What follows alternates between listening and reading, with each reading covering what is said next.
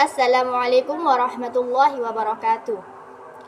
Alhamdulillahirrabbilalamin. Wassalatu wassalamu ala ashrafil anbiya'i wal mursalin Sayyidina wa maulana Muhammadin wa ala alihi wa sahbihi ajma'in, amma ba'du.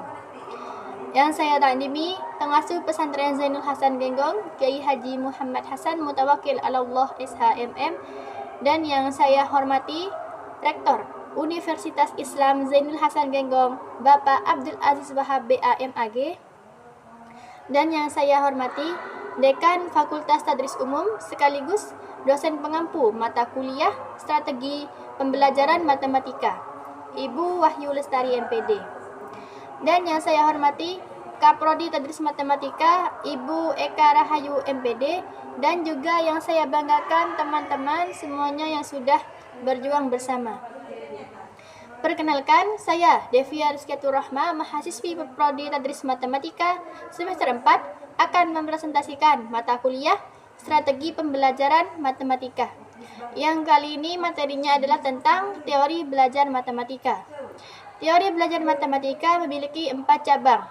Yang pertama ada teori behaviorisme.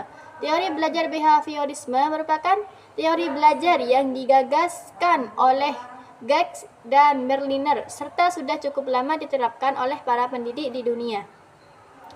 Teori ini berpendapat bahwa perubahan tingkah laku merupakan hasil dari sebuah pengalaman yang didapat. Teori behaviorisme ini memiliki tujuan, yaitu untuk menambah pengetahuan dan aktivitas belajar, sehingga pengetahuan yang sudah dipelajari oleh peserta didik dapat terungkap kembali. Adapun prinsip-prinsip dalam teori behaviorisme ini antara lain yaitu yang pertama, objek psikologi adalah tingkah laku. Yang kedua, semua bentuk tingkah laku dikembalikan pada refleks. Yang ketiga, mementingkan pembentukan kebiasaan. Yang keempat, perilaku nyata dan terukur memiliki makna tersendiri. Yang kelima, ada aspek mental dari kesadaran yang tidak memiliki bentuk fisik yang harus dihindari. Selanjutnya ada tokoh-tokoh aliran behaviorisme. Yang pertama ada Edward Lee Thorndike yang berpendapat bahwa interaksi antara stimulus dan respon merupakan aktivitas belajar. Selanjutnya ada Law of Effects, artinya bahwa jika sebuah respon menghasilkan efek yang memuaskan, maka hubungan stimulus-respon akan semakin kuat. Yang selanjutnya ada Law of Readiness, artinya bahwa kesiapan mengacu pada asumsi bahwa kepuasan organisme itu berasal dari pendayagunaan satuan pengantar. Yang selanjutnya ada Law of Exercise, artinya bahwa hubungan antara stimulus dengan respon akan semakin bertambah erat. Penemu kedua di sini adalah John Watson. John Watson merupakan pendiri aliran behaviorisme di Amerika Serikat. Watson berpendapat bahwa psikologi harus dipelajari seperti orang mempelajari ilmu pasti atau ilmu alam. Selanjutnya yaitu beberapa pandangan utama Watson. Yang pertama ada psikologi, mempelajari stimulus dan respon. Yang dimaksud dengan stimulus adalah semua objek di lingkungan, termasuk juga suatu perubahan jaringan dalam tubuh. Yang kedua, Watson berpandangan bahwa perilaku manusia itu ditentukan oleh sebuah faktor luar diri. Yang selanjutnya, Watson itu berpandangan tidak mempercayai konsep insting, kecuali hal yang bersifat refleks, seperti bersin, merangkak, dan lain-lain. Yang selanjutnya, menurut Watson, apa yang diingat dan dilupakan ditentukan oleh seringnya sesuatu yang digunakan atau sering dilakukan.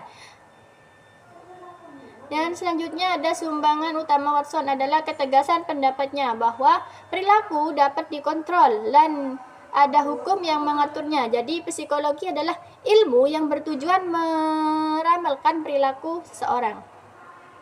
Penemu ketiga di sini adalah ada Clark Leonard Hull. Clark Leonard Hull dilahirkan di Akron, New York. Hulmi mengembangkan ide-ide baru di berbagai bidang, terutama psikologi. Belajar teori belajar Hull ini mengutamakan penguatan atas pengetahuan yang telah dimiliki seseorang.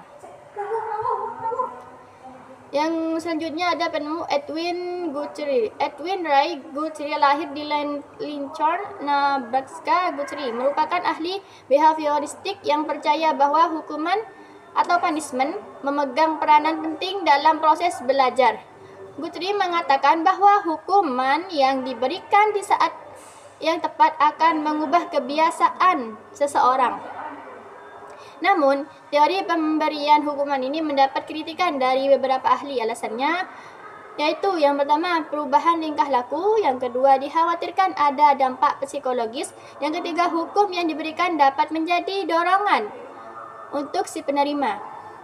Yang selanjutnya ada penemu yaitu bernama Burrhus Frederick Skinner. Burrhus Frederick Skinner lahir di Susquehanna, Pennsylvania. Skinner merupakan ahli psikologis yang memandang bahwa hukuman bukanlah metode yang tepat untuk mengontrol perilaku seseorang. Yaitu ada lagi law of operant conditioning, yaitu jika timbulnya perilaku diiringi dengan stimulus penguat. Dan selanjutnya ada law of operant extinction, yaitu jika timbulnya perilaku operant telah diperkuat melalui proses conditioning namun tidak diiringi stimulus penguat, maka kekuatan perilaku tersebut akan menurun, bahkan musnah. Dan selanjutnya ada teori kognitivisme. Teori kognitivisme berpandangan bahwa belajar merupakan proses penemuan dan transformasi informasi-informasi yang didapat, dan teori kognitivisme ini memiliki pandangan bahwa seseorang itu yang menerima informasi akan menyusun atau menyimpan dan juga menemukan hubungan antara pengetahuan yang baru dengan pengetahuan yang telah ada. Di sini ada beberapa teori dalam aliran kognitivisme. Yang pertama teori Gestalt, yang kedua teori skemata Paget. Teori ini mengatakan bahwa pengalaman kependidikan harus dibangun di sekitar struktur kognitif peserta didik. Yang ketiga teori belajar sosial Bandura. Bandura mempercayai bahwa model akan mempunyai pengaruh yang paling efektif apabila mereka dianggap atau dilihat sebagai orang yang mempunyai kehormatan atau kemampuan.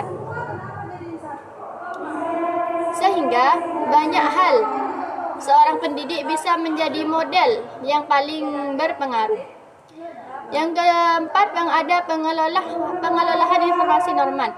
Norman berpendapat bahwa seorang individu akan menghubungkan materi yang baru ia temui dengan yang sudah pernah diketahuinya. Yang selanjutnya atau yang ketiga di sini ada teori humanisme. Teori humanisme mengutamakan kebebasan peserta didik dalam menyelesaikan sebuah permasalahan atau menemukan suatu konsep pembelajaran yang caranya itu dengan masing-masing peserta didik berperan sebagai subjek didik dan berperan sebagai pengarah atau fasilitator. Pembelajaran aliran humanisme meletakkan peserta didik sebagai kontrol dalam aktivitas pembelajaran.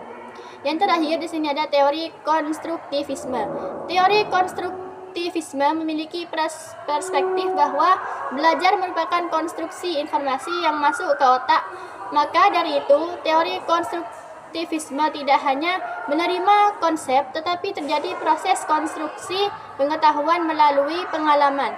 Karena pengetahuan itu bukan hanya bersifat pemberian. Menurut konstruktivisme, belajar merupakan proses aktif peserta didik mengonstruksi arti, wacana, dialog, pengalaman, fisik, dan lain-lain. Konstruktivisme ini menghendaki peserta didik harus membangun pengetahuan di dalam benaknya sendiri, dan pendidik dapat memberi peserta didik tanggapan yang dapat membantu peserta didik itu mencapai tingkat pemahaman yang lebih tinggi.